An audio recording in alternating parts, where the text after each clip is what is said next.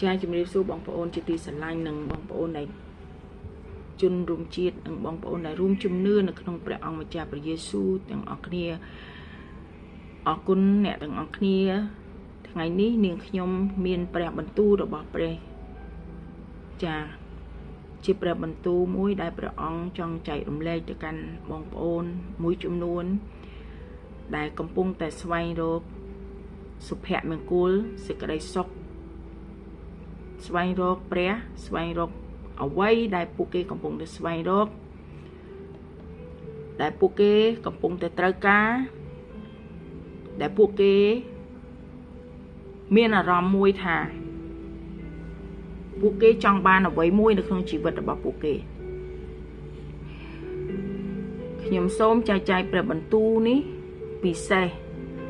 សម្រាប់អ្នកទាំងអស់នោះជាពិសេសបងប្អូនដែលមិនទាន់បានទទួលជឿព្រះដែលមិនទាន់បានស្គាល់ព្រះយេស៊ូវបងប្អូនមានវិញ្ញាណមួយជាវិញ្ញាណរបស់បងប្អូន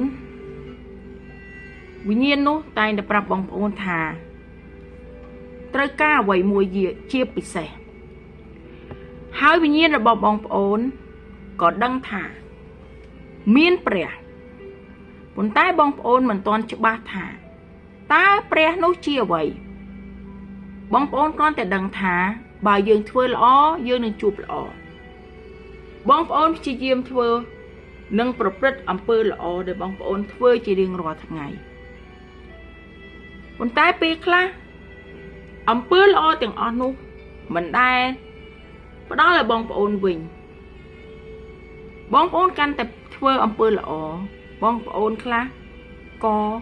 កាន់តែជួបការលំបាកខ្ញុំសួរថាហេតុអ្វីបងប្អូនមានដៃឆ្ងល់ទេថាហេតុអ្វីពីព្រោះបងប្អូនត្រូវដឹងថាបងប្អូនមាន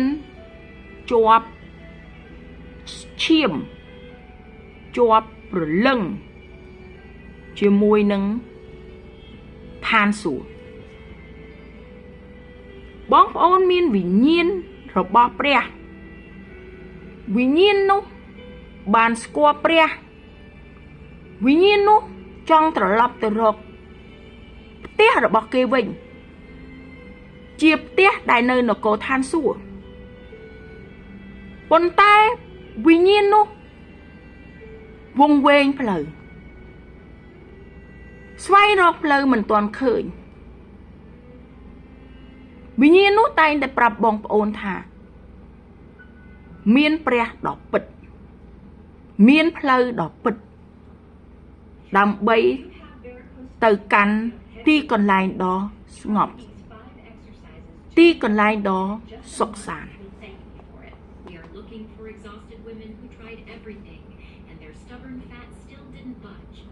ខ្ញុំសួរបងប្អូនមួយសំណួរពេលខ្លះបងប្អូនមានអ្វីៗគ្រប់យ៉ាងទាំងអស់បងប្អូនមានទ្រព្យសម្បត្តិបងប្អូនមានគ្រួសារដ៏មានសេចក្តីសុខសាន្ត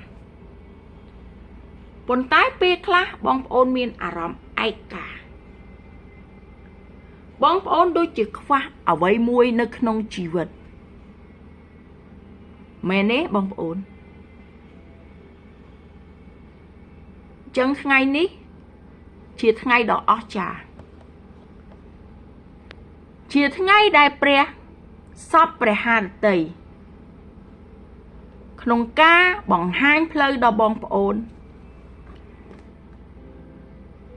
ឲ្យបងប្អូនដឹងអំពីអកំបាំងនៅឋានសួគ៌និងផែនដី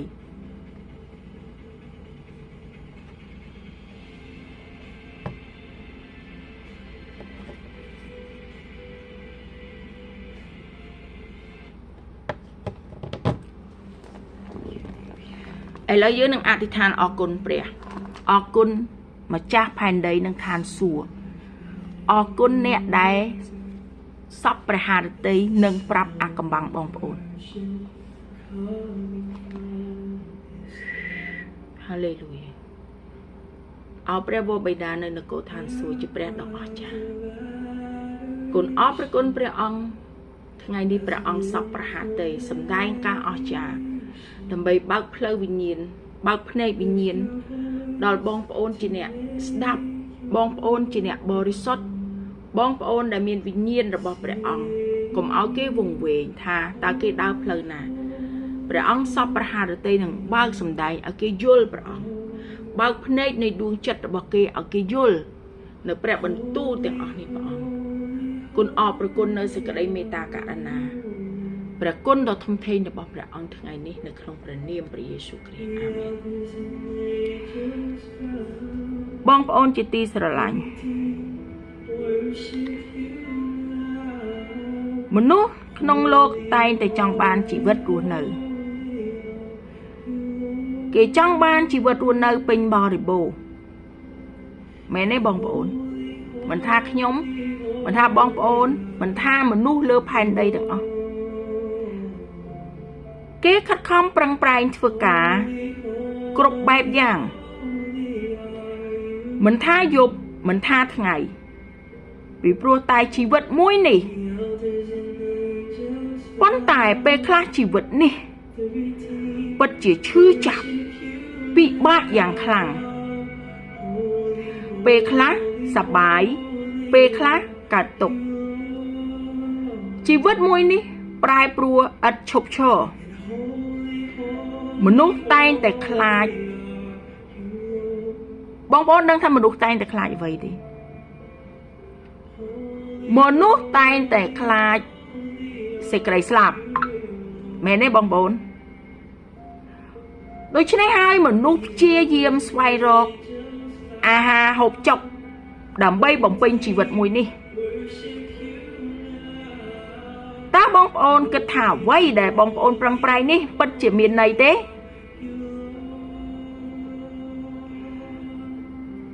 ប៉ុន្តែមនុស្សទាំងអស់មិនដឹងថាខ្លួនកំពុងស្វែងរកអ្វីទេពួកគេស្វែងរកទ្រព្យសម្បត្តិអាហារខ្ញុំសូមបិទចម្រៀងពីព្រោះខ្ញុំមានអារម្មណ៍ថាខ្ញុំចង់ឲ្យភាពស្ងប់ស្ងាត់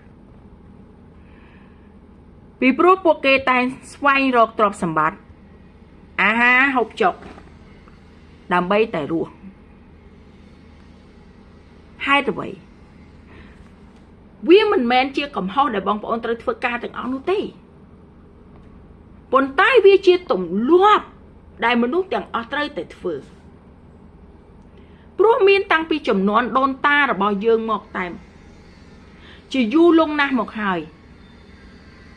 វាជាទម្លាប់ដែលយើងស្វែងរកអាហារហូបចុកវាជាទម្លាប់ដែលយើងស្វែងរកទ្រព្យសម្បត្តិវាជាទម្លាប់ប៉ុន្តែខ្ញុំសូមសួរបងប្អូនថាតើរបស់ទាំងអស់នេះធ្វើឲ្យបងប្អូនស្កប់ស្កល់ក្នុងជីវិតទេអត់ទេពេលខ្លះនៅពេលដែលយើងស្វែងរកយើងមានពេញបរិបូរណ៍ប៉ុន្តែយើងនៅតែមានអារម្មណ៍មួយថាយើងនៅតែខ្វះខាតយើងនៅតែមានអារម្មណ៍មួយថាយើងនៅតែចង់បានដោយសារអ្វីបងប្អូនដោយសារតែវិញ្ញាណរបស់យើងត្រូវការរបស់មួយយ៉ាងពិសេសដោយសារតែវិញ្ញាណរបស់យើងត្រូវការរបស់មួយយ៉ាងពិសេសហើយរបស់នោះគឺជារបស់ដែលមកពីនគរឋានសួគ៌បងប្អូនសួរថាតើជាអ្វីខ្ញុំជាមនុស្សខ្ញុំមិនអាចយករបស់នៅនគរឋានសួគ៌បានទេមែនដូច្នេះហើយទៅព្រះជាម្ចាស់ប្រទានព្រះរាជបុត្រាព្រះយេស៊ូវគ្រីស្ទយាងមកនៅក្នុងផ្ទៃក្រមុំព្រហ្មចារីបងប្អូនได้ឮទេក្រមុំព្រហ្មចារីណាដែលមានគភ៌ក្រមុំព្រហ្មចារីណាដែលមានផ្ទៃពោះពិតជាមានគឺព្រះអង្គម្ចាស់យេស៊ូវបានកើតនៅក្នុងផ្ទៃរបស់មេដារបស់ព្រះអង្គជាក្រមុំព្រហ្មចារីព្រះយេស៊ូវយាងមកពីនគរឋានសួគ៌ចាប់ផ្ទៃនៅលើក្នុងក្រមុំព្រហ្មចារីនៃមនុស្សលោកជាស្ត្រីដែលរស់នៅក្នុងផែនដីនេះជាស្ត្រីដែលកោតខ្លាចព្រះយេស៊ូវជាស្ត្រីដែលកោតខ្លាចព្រះជាស្ត្រីដែលមានជំនឿពិតប្រាកដទៅកាន់ព្រះវរបិតាជាស្ត្រីម្នាក់ដែលតែងតែថ្វាយបង្គំជាស្ត្រីម្នាក់ដ៏ពិតប្រាកដ មានសេចក្តីកោតខ្លាចពិតប្រកបទើបនាងមានពរយ៉ាងពិតដែលព្រះវរបិតានៅនគរឋានសួគ៌បានសពព្រះហត្ថីជ្រើសរើសនាងដើម្បីឲ្យនាងបានក្លាយទៅជាមាតារបស់ព្រះយេស៊ូវហេតុអ្វីបានជាព្រះអង្គធ្វើការទាំងអស់នេះហេតុអ្វីពីព្រោះតែព្រះអង្គដឹងថាបងប្អូនត្រូវការព្រះយេស៊ូវវិញ្ញាណរបស់បងប្អូនជាវិញ្ញាណរបស់ព្រះអង្គសពព្រះហត្ថីចាក់វិញ្ញាណរបស់ព្រះអង្គទៅលើកូនរបស់ព្រះអង្គគ្រប់គ្នាវិញ្ញាណរបស់ព្រះអង្គវិញ្ញាណរបស់បងប្អូនមានវិញ្ញាណរបស់ព្រះដ៏ពិតទើបនៅពេលដែលបងប្អូនហាក់បីដូចជាត្រូវការអ្វីមួយក្នុងជីវិតរបស់បងប្អូនជឿបងប្អូនមិនជឿជាសិទ្ធិរបស់បងប្អូនតែខ្ញុំចង់ជម្រាបប្រាប់បងប្អូនថាបងប្អូនមិនអាចរត់ចេញពីព្រះបានជាដាច់ខាតពីព្រោះបងប្អូនជាកូនរបស់ព្រះតែបងប្អូនបានវង្វេងបងប្អូនព្យាយាមស្វែងរកអ្វីដែលបងប្អូនកំពុងតែត្រូវការពេលខ្លះបងប្អូនសួរខ្លួនឯងថាតើខ្ញុំត្រូវការអ្វីតើខ្ញុំចង់បានអ្វីវិញ្ញាណរបស់បងប្អូនត្រូវការព្រះយេស៊ូវដើម្បីភ្ជាប់ឋានសួគ៌និងផែនដីវិញ្ញាណរបស់បងប្អូនត្រូវការធម៌ពលរបស់ព្រះយេស៊ូវព្រះយេស៊ូវជាផ្លូវពិតជាជីវិត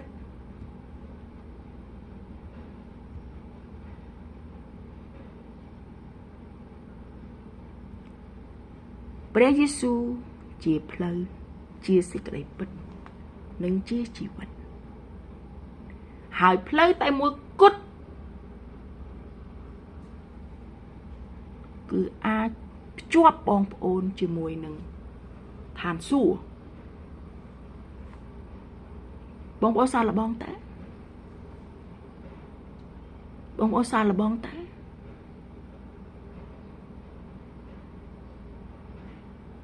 ផ្លូវជាច្រើននៅលើផែនដីនេះ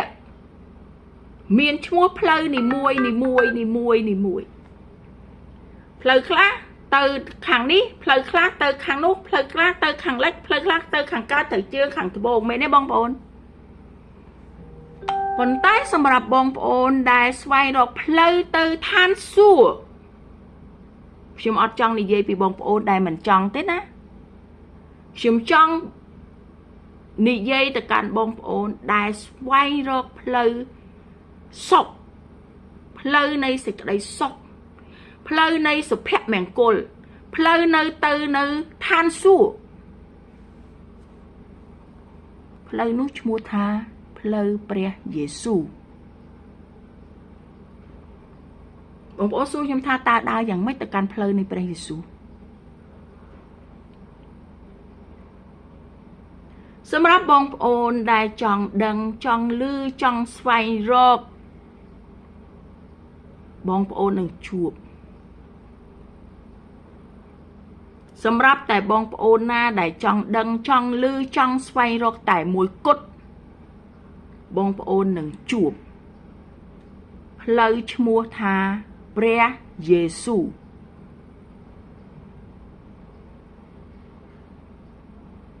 បងប្អូនសាកល្បងទេហើយបងប្អូននឹងសួរខ្ញុំថាតើខ្ញុំធ្វើយ៉ាងម៉េចដើម្បីស្វែងរកនិងឃើញផ្លូវរបស់នោះបងប្អូននិយាយតាមខ្ញុំទៅបងប្អូនសាកនិយាយតាមខ្ញុំទៅបងប្អូនអាចនិយាយថាខ្ញុំឈ្មោះអីគេបងប្អូនដាក់ឈ្មោះខ្លួនឯងខ្ញុំឈ្មោះខ្ញុំនៅទីនេះ ខ្ញុំកំពុងតែត្រូវការរបស់មួយយ៉ាងដែលខ្ញុំកំពុងតែស្វែងរកគឺសេចក្តីសុខសាន្តជីវិតនិងនគរឋានសួគ៌បងប្អូនត្រូវបញ្ជាក់អ្វីដែលបងប្អូនចង់បានពិតប្រាកដបងប្អូនកុំមានចិត្តមួយរេរាបងប្អូនកុំវង្វេង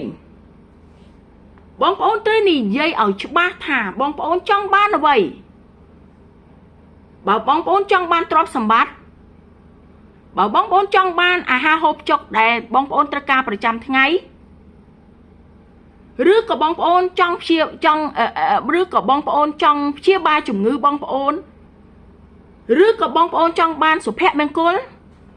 ឬក៏បងប្អូនចង់បានសុខភាពបងប្អូនចង់បានអ្វីបងប្អូននិយាយអ្វីដែលបងប្អូនចង់បានបងប្អូនដាក់នៅអ្វីដែលបងប្អូនចង់បានហើយបងប្អូនត្រូវនិយាយអំពីឈ្មោះរបស់បងប្អូនឈ្មោះអ្វីព្រោះមនុស្សម្នាក់តែងតែមានឈ្មោះសូម្បីតែផ្លូវនៃជីវិតផ្លូវនៃព្រះឋានសួគ៌ផ្លូវនៃព្រះយេស៊ូវក៏មានឈ្មោះបងប្អូនដាក់អ្វីដែលបងប្អូនចង់បានហើយបងប្អូនស្វែងរកអ្វីបើបងប្អូនស្វែងរករបស់ទាំងអស់នោះខ្ញុំចង់ប្រាប់បងប្អូនថារបស់ទាំងអស់នោះនៅក្នុងព្រះយេស៊ូវអញ្ចឹងបងប្អូនត្រូវតែតម្រង់ផ្លូវឲ្យចំទៅរកព្រះយេស៊ូវទើបបងប្អូនទទួលបានរបស់ទាំងអស់នោះមកនេះជាអាថ៌កំបាំងជីវិតបងប្អូនទៅរកកន្លែងនោះឲ្យចំគ្មានអ្នកណាប្រាប់បងប្អូនទេមានតែសេចក្តីមេត្តាករុណារបស់ព្រះយេស៊ូវមួយគត់ដែលព្រះអង្គសពប្រហាតីនឹងប្រាប់បងប្អូនឲ្យដឹងបងប្អូនត្រូវស្វែងរកព្រះយេស៊ូវនៅពេលដែលបងប្អូនឃើញព្រះបងប្អូននឹងទទួលបានអ្វីដែលបងប្អូនត្រូវការរាល់ថ្ងៃដែលបងប្អូនតែងតែប្រាថ្នាចង់បាន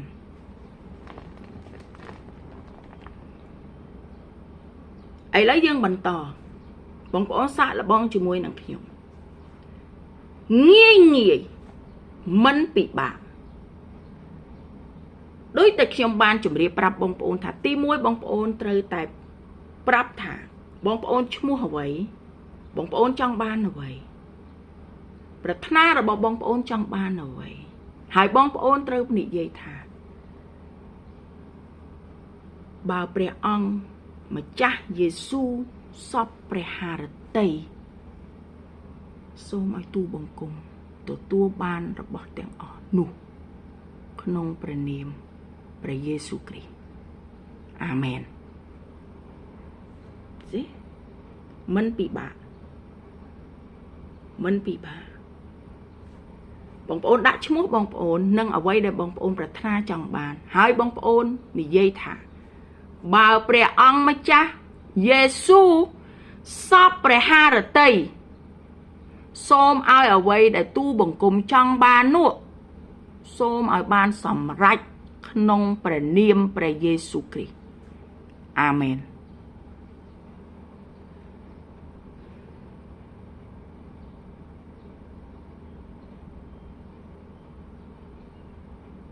ហើយបងប្អូនអធិដ្ឋានហើយរងចាំដោយជំនឿដោយសេចក្តីពិតមិនមែនដោយការផ្ចាញ់ផ្ចាលបងប្អូនជាមនុស្សលោកបងប្អូនចង់ផ្ចាញ់ផ្ចាលជាមួយព្រះកុំឲ្យសោះកុំធ្វើការនោះឲ្យសោះបើបងប្អូនចង់ផ្ចាញ់ផ្ចាលជាមួយព្រះបងប្អូនកុំធ្វើអ្វីដែលខ្ញុំប្រាប់ខ្ញុំសូមឲ្យតែបងប្អូនណាដែលមានសេចក្តីបរិសុទ្ធក្នុងចិត្តមានសេចក្តីពិតក្នុងចិត្តមានវិញ្ញាណរបស់ព្រះដ៏ពិត វិញ្ញាណដែលវង្វេងវិញ្ញាណរបស់កូនព្រះតែវង្វេងសូមឲ្យគេធ្វើការនោះដោយពិតប្រាកដខ្ញុំអធិដ្ឋាននៅក្នុងព្រះនាមព្រះយេស៊ូវគ្រីស្ទសូមឲ្យព្រះអង្គស្វែងរកកូនដែលវង្វេងនោះបានទទួលនិងស្ដាប់នៅព្រះបន្ទូលថ្ងៃនេះដោយក្នុងព្រះនាមព្រះយេស៊ូវគ្រីស្ទអាមែនខ្ញុំសូមលើកព្រះបន្ទូលនៅក្នុងព្រះបន្ទូលនេះដើម្បីឲ្យបងប្អូនបានដឹងថាអ្វីទាំងអស់គឺជាសេចក្តីពិតព្រះយេស៊ូវជាអាហារនៃជីវិតការបំពេញខាងវិញ្ញាណហើយព្រះបន្ទូលនេះមាននៅក្នុងគម្ពីរយូហានជំពូកទី6ខ35ព្រះយេស៊ូវមានព្រះបន្ទូលថាខ្ញុំជាអាហារនៃជីវិតអស់អ្នកណាដែលមកឯខ្ញុំនោះមិនដែលឃ្លានឡើយហើយអ្នកណាដែលជឿដល់ខ្ញុំក៏មិនដែលស្រែកដែរព្រះយេស៊ូវជាផ្លូវជាសេចក្តីពិតនិងជាជីវិតនៅក្នុងព្រះគម្ពីររបស់យូហានជំពូក14ខទី27ព្រះយេស៊ូវគឺមានតែព្រះយេស៊ូវប៉ុណ្ណោះដែលអាចប្រទានសេចក្តីសុខសាន្តពិតប្រាកដដែលលោកីយ៍នេះមិនអាចប្រទានឲ្យបានសេចក្តីសុខសាន្តនៅពេលដែលវិញ្ញាណរបស់យើងបានជួបព្រះអង្គភាពភ័យខ្លាចចំពោះសេចក្តីស្លាប់និងការប្រែប្រួលនៃលោកីយ៍នឹងត្រូវជំនួសដោយសេចក្តីសង្ឃឹមនិងភាពពេញបរិបូរណ៍សូមឲ្យសេចក្តីសុខសាន្តរបស់ព្រះអង្គម្ចាស់យេស៊ូវបានទៅដល់បងប្អូនគ្រប់គ្នានៅក្នុងព្រះនាមព្រះយេស៊ូវគ្រីស្ទអាមែន